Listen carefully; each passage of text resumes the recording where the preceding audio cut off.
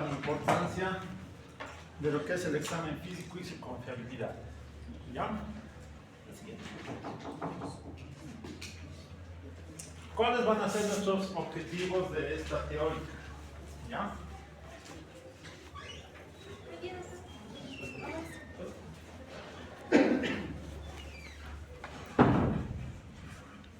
Como siempre les digo a mis grupos, los objetivos siempre son importantes porque de aquí se van a ir desprendiendo las competencias que tenemos que cumplir para nuestra meta de ser médicos generales.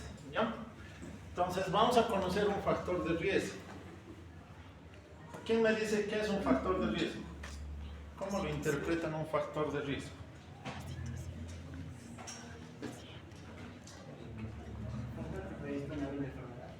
Ya, es algún estado o una situación de una persona que va a predisponer a ciertas patologías. ¿Por qué hago hincapié en todas mis teóricas? Todas las teóricas que van a tener conmigo, vamos a hablar siempre primero de conocer un factor de riesgo. Porque la mayoría se olvida de que la historia clínica, la que ustedes están haciendo, la que están aprendiendo, la que ya han debido hacer varios, también busca el encontrar este tipo de elementos. O sea que la historia clínica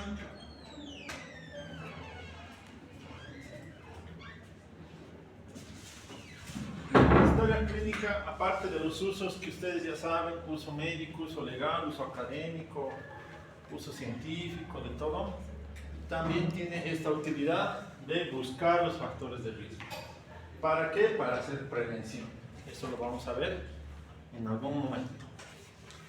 Vamos a definir qué es examen físico, vamos a conocer qué es el coeficiente kappa y vamos a ver cómo evitar discrepancias clínicas en lo que se refiere al tema que es el examen físico. ¿Ya? Así es. Muy bien. Ustedes entenderán y espero que no se olviden que en nuestro país tenemos alta violencia hacia la mujer. ¿De acuerdo? Eso nadie lo puede negar, nadie lo puede ocultar y es lógico que ustedes como médicos tampoco obvien este hecho. Porque muchos dirán, no, violencia solo es para el policía, psicología, trabajo social. No. Precisamente este curso que he podido pasar hace 2 años nos indica, fíjense, que es factores de riesgo cardiovascular en las mujeres. ¿Ya? Entonces, obviamente aquí están todos lo que se refiere, como en este aspecto dice, relativos al sexo, al género. Hay otros que ya son bien conocidos, como la hipertensión, la dislipidemia, diabetes, ¿no?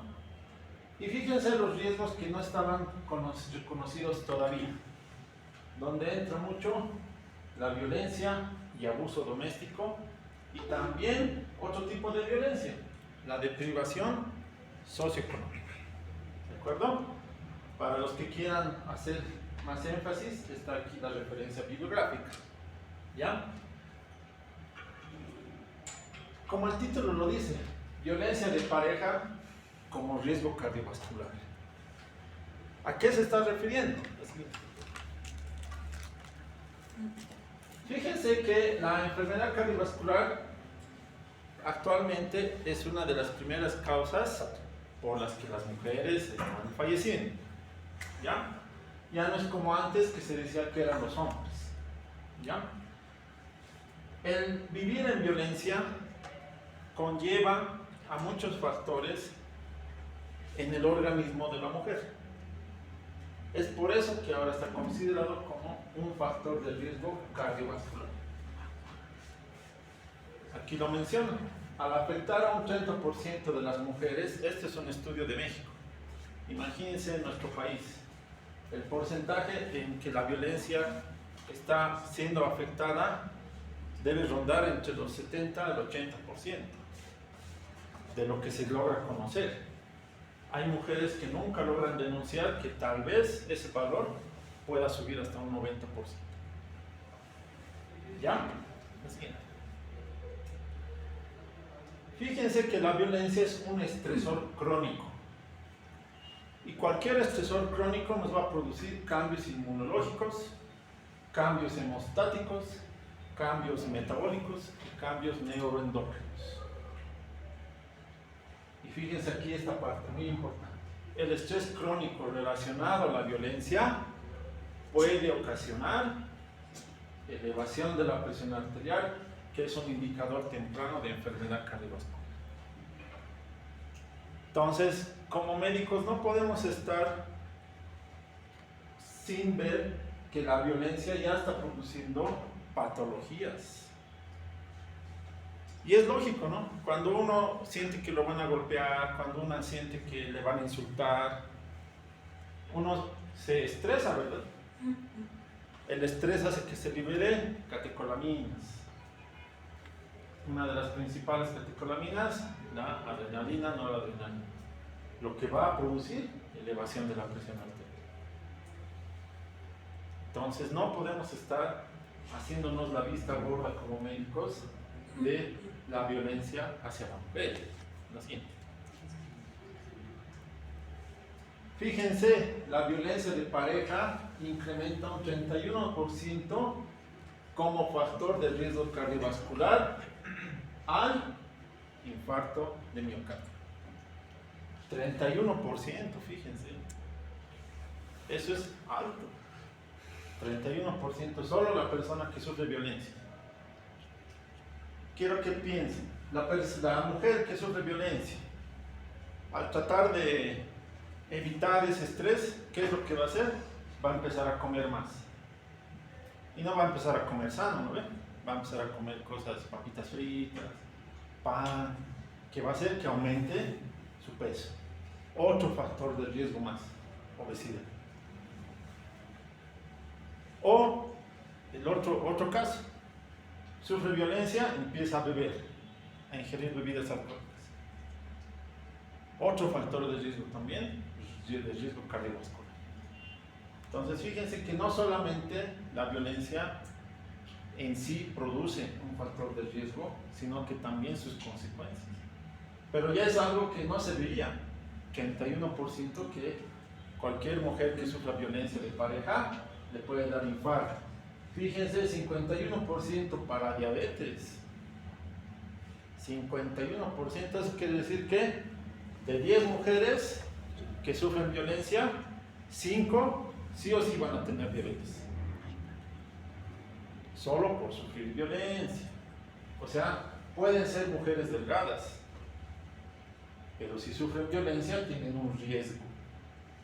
Y 44% del riesgo de mortalidad total. Entonces, quiero que quede claro de que nosotros podemos ayudar a personas que sufren violencia, en este caso principalmente al sexo femenino. ¿De acuerdo? La siguiente.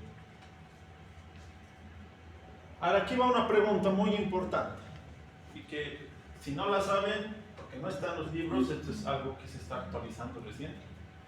Quiero que les pregunten, si ustedes no logran determinar, que les pregunten a sus docentes. Y para los de mi grupo, para el lunes me tienen que decir, ¿en qué parte de la historia clínica debemos preguntar este aspecto de violencia?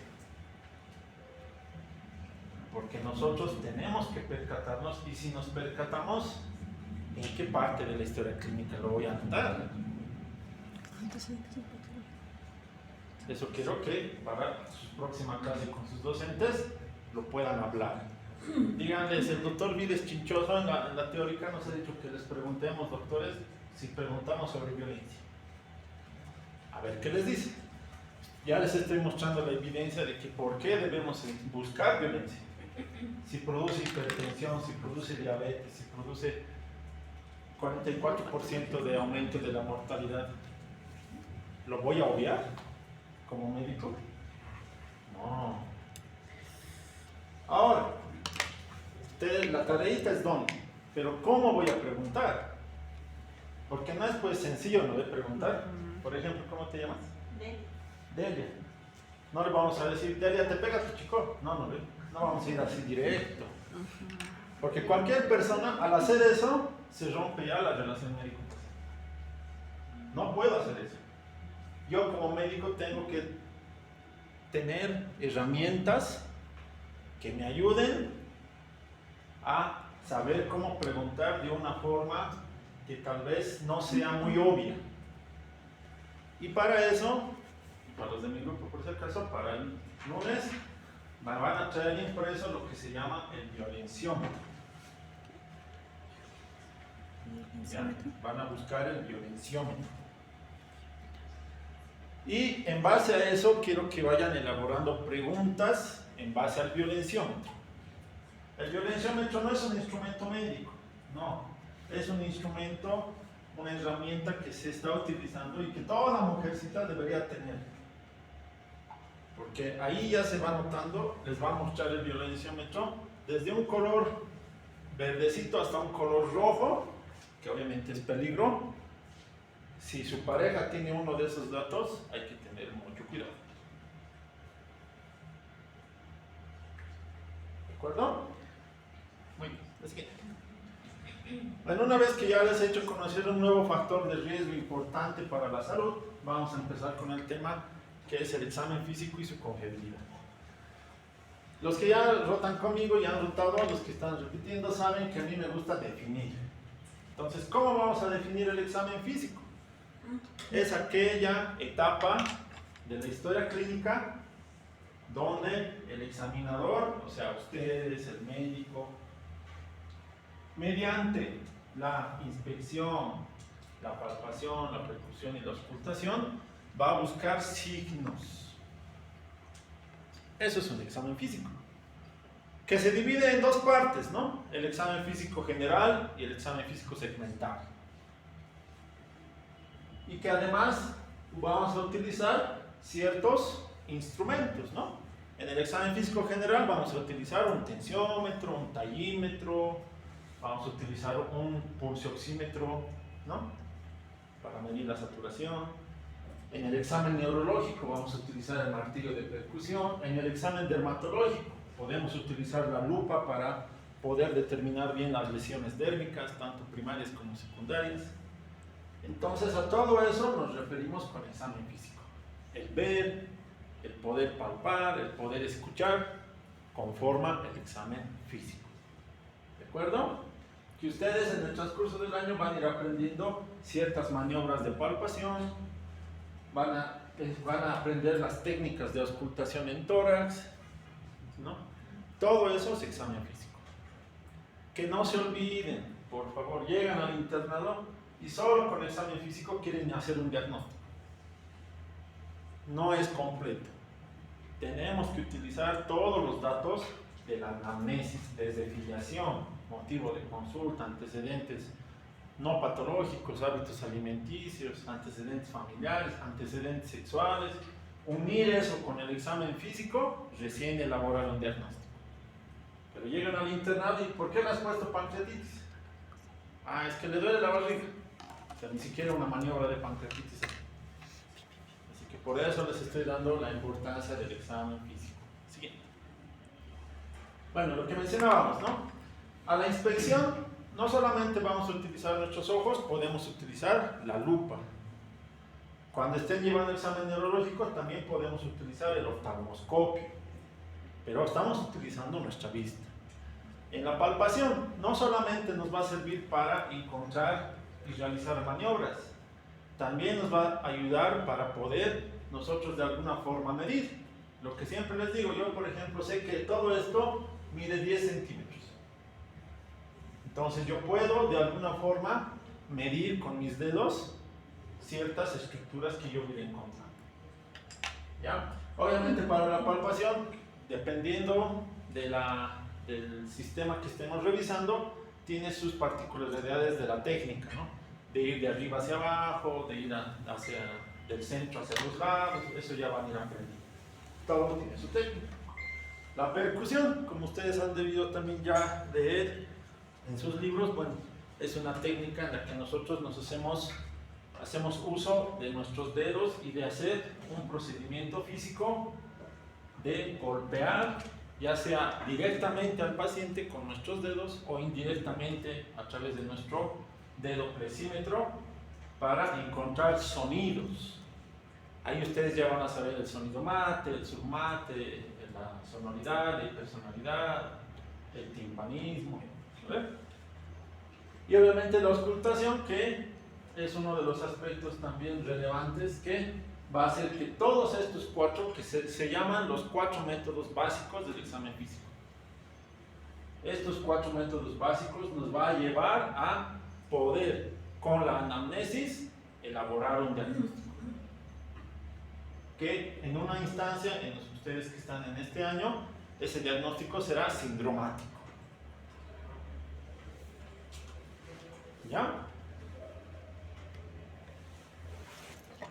En el libro menciona que todo esto del examen físico se está perdiendo en muchos otros países.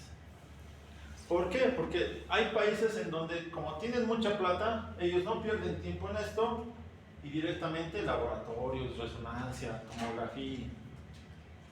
Pero aunque no crean, al menos en Estados Unidos ya se han empezado a dar cuenta de que se está gastando mucho dinero de esa forma.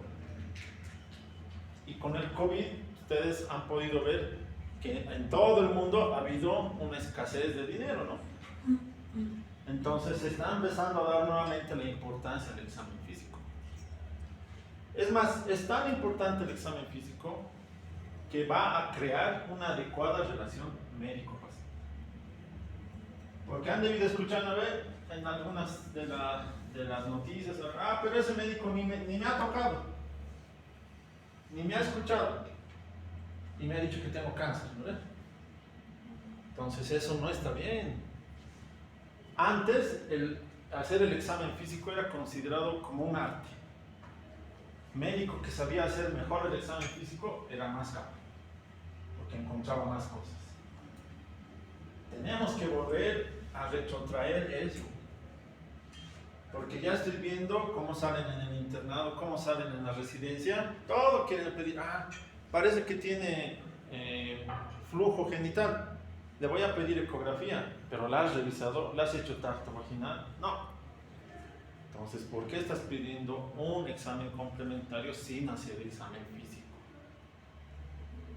Por ahí estás pidiendo en vano.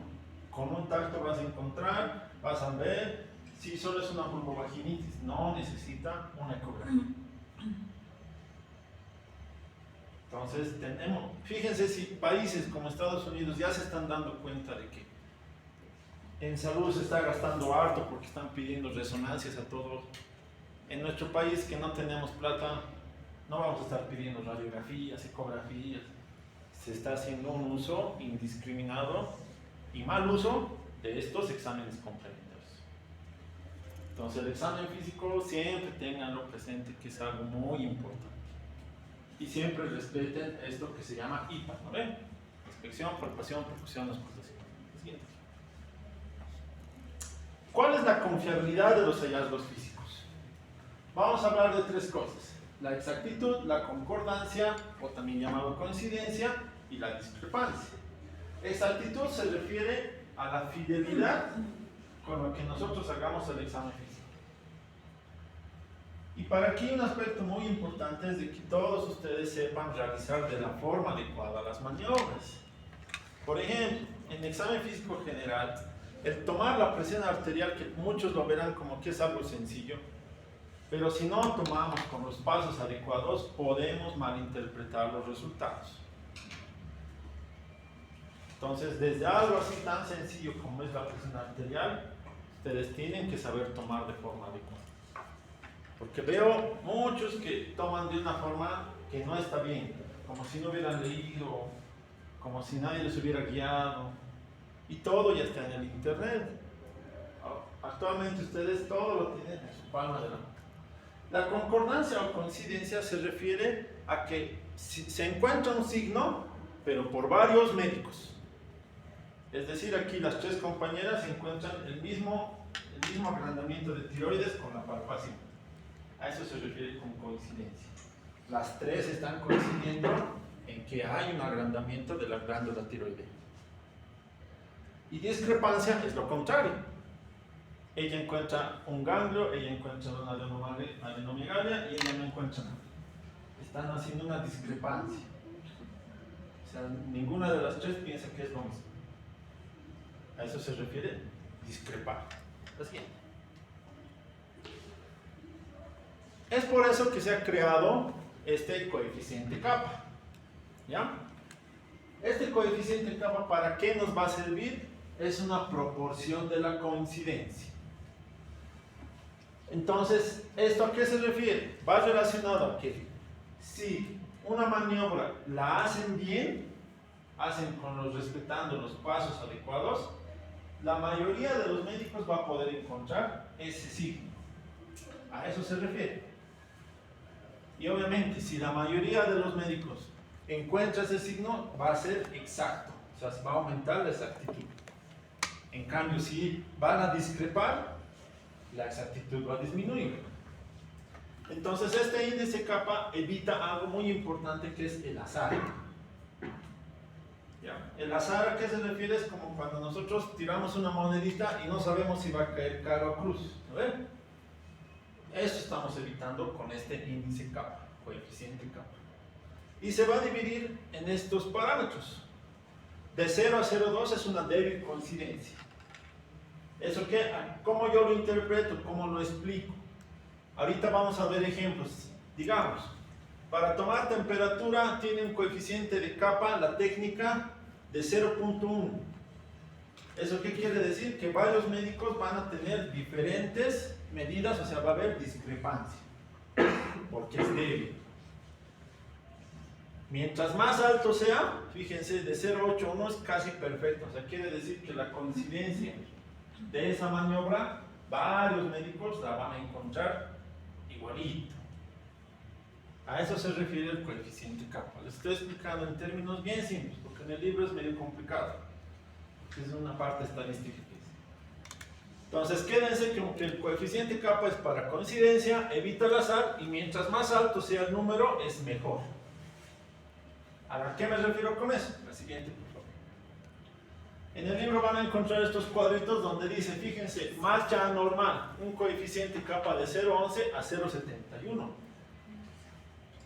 O sea que tiene un amplio margen de variabilidad, dependiendo cómo ustedes realicen la técnica de ver la marcha. Y algunos siempre se olvidan hacer caminar al paciente. Porque cuando llegan al internado lo ven en su cama y ay, no le he hecho caminar. Pero camina tu paciente, no sé. Entonces algo sencillo. ¿Ya? Entonces van a encontrar, fíjense cómo los índices kappa van a variar. En algunos casos, como en el primero, de gran, o como en este, presencia de cuarto ruido, de 0,15 a 0,71. Tiene un amplio rango de variación. Porque ahí ahorita vamos a ver qué es lo que hace que pueda variar el que una persona, un médico, un examinador, encuentre y otra persona no encuentre el cuarto ruido. Ahorita vamos a ver cuáles son esos efectos. ¿Ya? La siguiente. Entonces, a modo de ejercicio, y así va a entrar en su examen parcial. El pulso periférico. Podemos decir que es normal o disminuido. Fíjense cómo su índice kappa es de 0.01 a 0.15, o sea, es débil. Es por eso que ustedes van a aprender que el pulso nunca se le va a decir normal. El pulso tiene 7 características que nosotros tenemos que buscar para que nosotros podamos describir. La frecuencia, el ritmo, la intensidad, la tensión, la amplitud, la simetría y la forma de la onda. Son 7 características que tenemos que describir y que seguro les van a enseñar cuando estén rotando la parte de tórax, de cardio, ¿no? Pero fíjense que por eso no podemos decir pulso periférico normal, porque es débil. Como ejemplo, él va a tomar pulso, él va a tomar pulso, él va a tomar pulso, él va a decir normal, él va a decir disminuido y él va a decir no tiene pulso. A eso se está refiriendo con que sea de 0.01 a 0.15. O sea, la discrepancia aumenta. En cambio, si los valores fueran de 0.6 a 0.8, él encontraría el pulso, él encontraría el pulso, él encontraría el pulso. La coincidencia es alta. ¿Se está entendiendo? ¿Ven? Muy bien, la siguiente. Tiroides, lo que decíamos, fíjense, glándula tiroidea difusa multinodular de 0,25 a 0,7. Pero si solo encontramos bocio, que la definición es agrandamiento del tamaño, fíjense cómo aumenta hasta 0,77. O sea, eso quiere decir que está forma sustancial. Siempre que cumplan la técnica de las maniobras que van a ver en este lote de cabeza y cuello, de Beckerman, la Hale, si cumplen la técnica, van a poder encontrar hasta un 0,77 la presencia de bocio. Y así más o menos va a ir la pregunta en su parcial. Ya les estoy adelantando. La siguiente. Rigidez de la nuca, fíjense, presente o ausente. Si un paciente tiene rigidez de nuca 0,76, sustancial. ¿Por qué? Porque la rigidez de nuca es algo muy sencillo. Solo es levantar la cabeza del paciente y ver si tiene resistencia. Por eso es tan alta. Prácticamente 0,8 si lo redondeamos, ¿no? A un decimal. Entonces 0,8 ya es casi perfecto. Entonces, ¿qué quiero que se lleven de la teórica? Que el examen físico puede tener una alta exactitud si ustedes aprenden bien la técnica. Porque no es lo mismo que yo le levante la cabeza así, aquí yo le levante así, ¿no ven? Diferente. Entonces, por eso nosotros hacemos tanto énfasis en semiología con la técnica. ¿Ya? Siguiente. La discrepancia clínica. Lo que hablábamos, de que va a haber mayor discrepancia cuando muchas personas o muchos médicos encuentren diferentes hallazgos. ¿Ya? ¿Cómo yo puedo evitar la discrepancia clínica?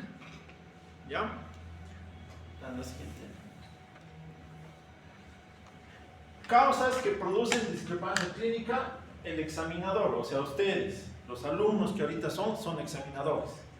Cuando ya sean médicos, ya van a ser médicos examinadores. ¿Ven? ¿Qué son? La variación biológica de los sentidos.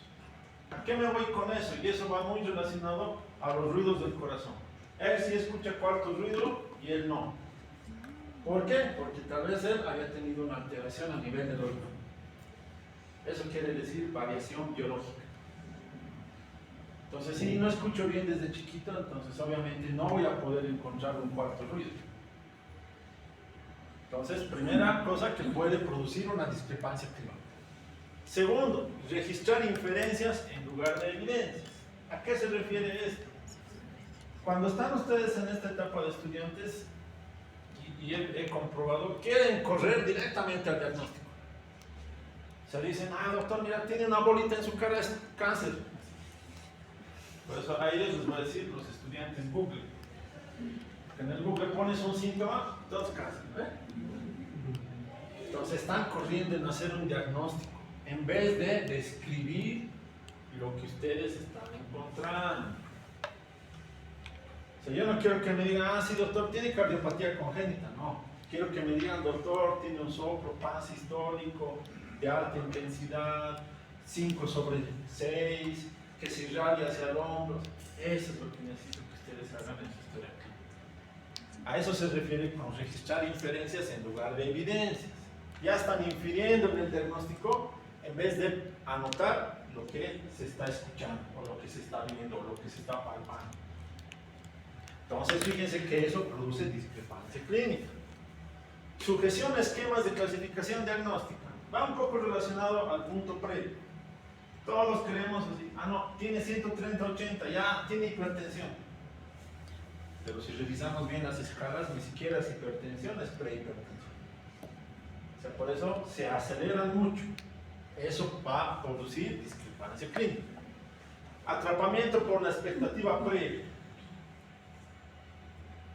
Quiero que se les quede de que toda expectativa siempre conlleva a la próxima frustración. Entonces no tengan expectativas. ¿A qué se refiere con esto? No, en este paciente, a ver, seguro voy a encontrar un soplo de insuficiencia aórtica. Y voy y escucho y, sí, ve, tiene. O sea, yo me estoy predisponiendo a encontrar un signo. mi mente, mi cerebro va a jugar en ese sentido de que yo estoy queriendo encontrar un determinado signo, cuando en realidad no hay. ¿Ya? Y la simple incompetencia. O sea, ay, no sé cómo hacer. Mi docente no me ha enseñado. Como si no pudieran aprender en libros, en videos de YouTube. Entonces, el no saber hacer, una causa de discrepancia. Así. Del examinado, o sea, del paciente. Igual, su variación biológica del paciente. ¿A qué me refiero? Voy a dar así ejemplos bien groseros. Paciente que tiene el corazón hacia el lado derecho. Le escuchan en la izquierda, no doctor, no escucho ruidos. No tiene corazón. Pero puede haber una variación anatómica del paciente que no es que no tenga ruido, sino que su corazoncito está al otro lado. Se llama dextrocardia. Entonces, un ejemplo grosero así como esos van a encontrar varios. Efectos de la enfermedad y de la medicación. Y aquí va mucho, y por eso les decía a los de mi grupo, cuando un paciente les cuenta su historia de la enfermedad actual, tienen que poner si es que ha ido al naturista. Porque si ha ido al naturista, los naturistas ya son más vivos. En los jarabes están moliendo diclofenaco, ibuprofeno, o sea, calmantes que nosotros utilizamos, y les dicen, señora, tomate este jarabito, te va a calmar el dolor. Obviamente le va a calmar porque está tomando analgésicos. Pero eso puede, la medicación puede influir en que nosotros encontremos un determinado signo. Pero si no lo hemos descrito en la historia de la enfermedad actual, entonces va en contra de ustedes. Porque si yo pongo, sí, paciente que refiere que por su cefalea acudió al naturista, donde le recetó un jarabe de color verde que no sabe cuál es, entonces tal vez haya sido inclusive pues, suelen moler prednisona, corticoides. Eso también puede calmar el dolor, pero también tiene otros efectos. Puede producir Cushing.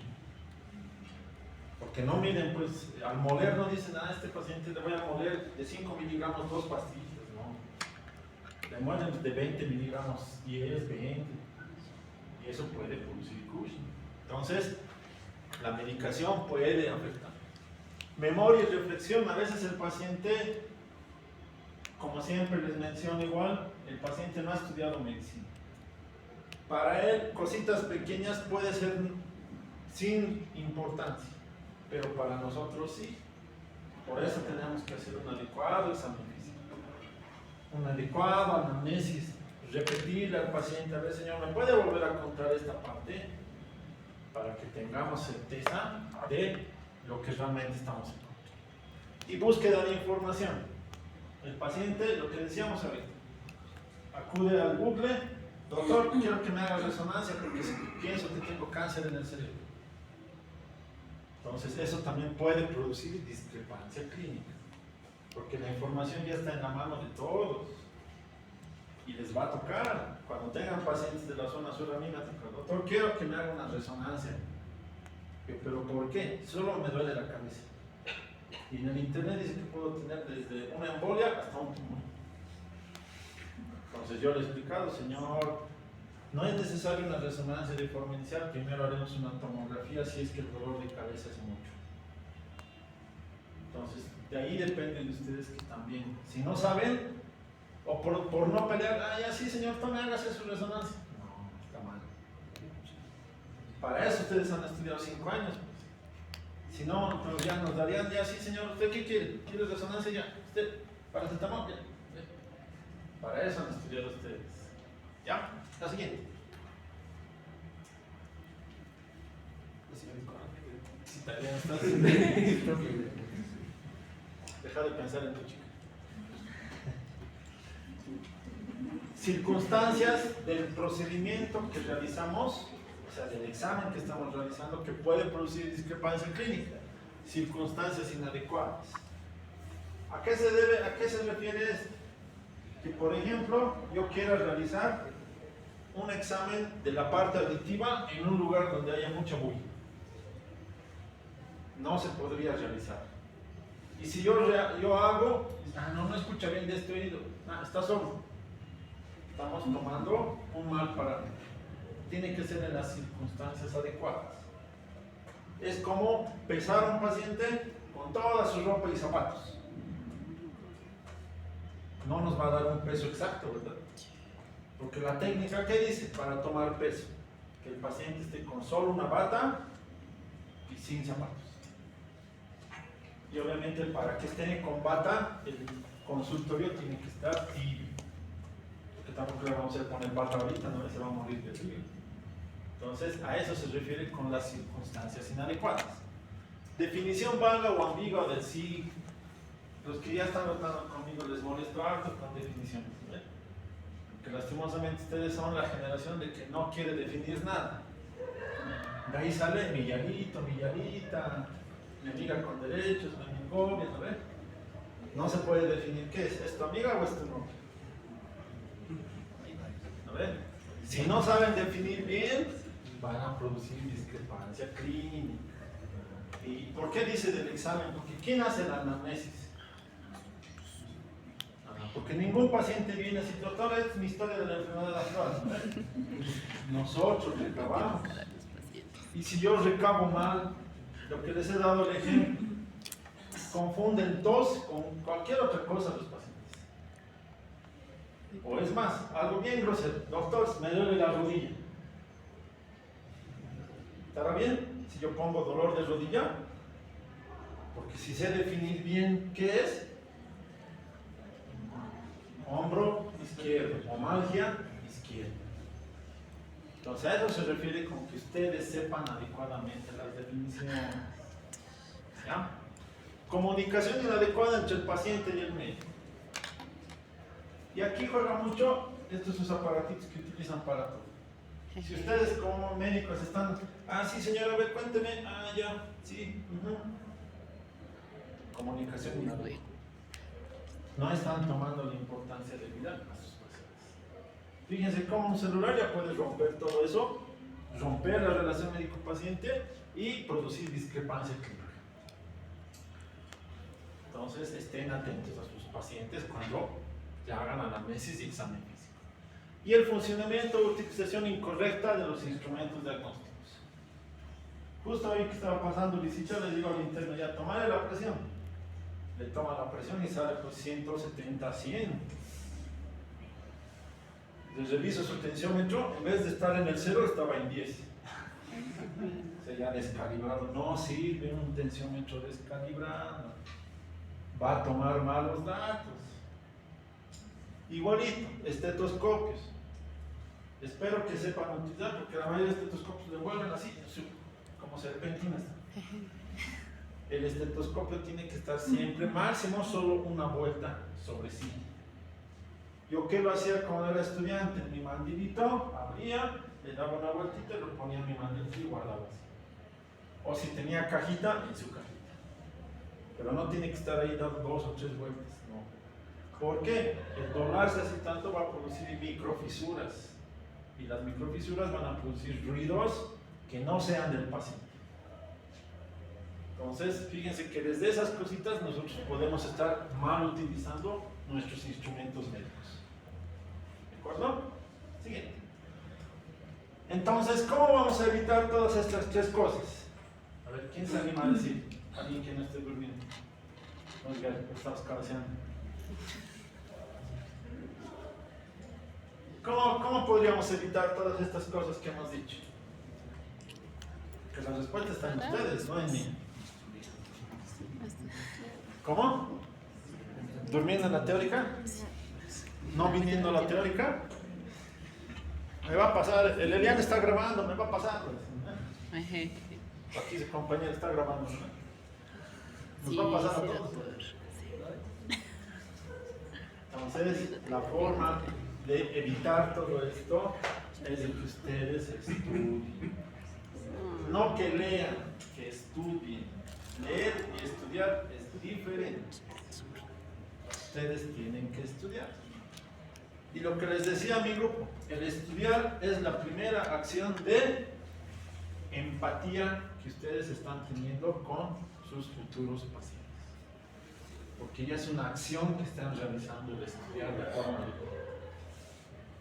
Por eso esto mucho depende de ustedes, porque si yo los encierro en un cuarto y les digo ya se van a quedar a estudiar, por más de que los encierren, no van a estudiar.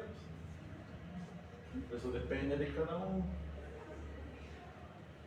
Y siempre algo que estoy viendo que se está perdiendo. Desde hace mucho tiempo que no veo internos que se apasionen por la medicina. Y les voy a dar ejemplos que, como les dicen sus memes, parecerá chiste, pero es anécdota. A un interno le he dicho, ¿por qué estás estudiando? Porque mis papás me obligan. Y mi internado ha renunciado. Se ha dado cuenta de que realmente no le gusta. Y tampoco era tan mala. O sea, sí respondía, sí, pero no le gustaba. Entonces, sean sinceros con ustedes, conózcanse ustedes y digan, sí, realmente me encanta la medicina. Me ha encantado fisiología, ahora me está encantando fisiopatología, semiología, qué bonita decir. Entonces, de esa forma también van a complementar con lo que ustedes van a estudiar. ¿De acuerdo? Así. Y un consejo, solo se encuentra lo que se busca. Y no se puede buscar lo que no se conoce. Les daba el ejemplo a los de mi grupo, que igual, como ustedes son de los memes, para que se les quede. Cuando al hombre le mandan a comprar cilantro, perejil, se confunden, ¿no ven? Porque no sabe, no conoce lo que tienen que buscar. Muchos igualito hacen en medicina, en semiología. Buscar el signo, no sé, por decir el signo de Babinski. O sea, no sé cómo será Babinski. Entonces, si no saben cómo van a encontrar, acuérdense del perejil y cilantro. Si no sé reconocer, ¿cómo voy a encontrar? Igualito pasa con el semiología. ¿De acuerdo? Bueno, muchas gracias. Si es que hubiera